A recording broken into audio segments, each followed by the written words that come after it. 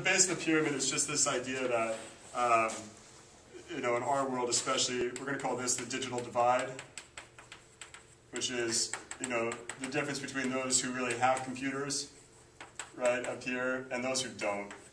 Typically what you have down here is cell phones. And this is where about a quarter of the world's population lives. These are typically the guys like you and me who make a lot of money. It's the high end of the market. There's about 4 billion people down here, though, that both live beyond this digital divide and don't have internet access, but are constantly, they're the most at risk of being unemployed. And so our theory behind this was, if we can level this playing field, if we can overcome this barrier that these guys struggle and suffer with on a daily basis, we'll basically serve up economic opportunities to them in the form of jobs that allow them to eventually move up towards the top of that pyramid. And so a lot of social entrepreneurs are looking at this market down here that's really been ignored by classic corporations and things of that sort. Most everybody's competing for these guys right now.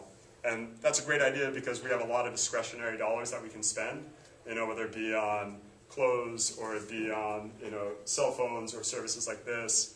But it turns out if you can create a business model that usually asks for less money from more people, in aggregate, this is about 3 times larger total dollars than what you're going to find up there.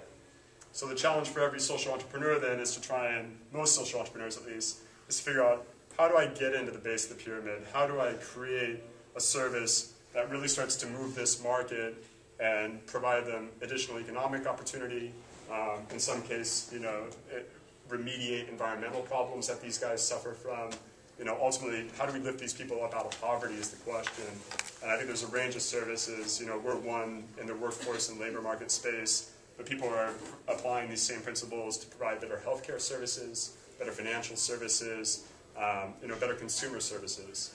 So there's a lot that goes into that. But it's a pretty cool concept. It's very simple, but I think it's pretty provocative as you guys maybe get out there and start to think about, from a career perspective, what type of service do you want to personally be providing to folks? Do you want to provide more stuff to those that already have a lot, or do you want to provide kind of new innovative products maybe to those that don't?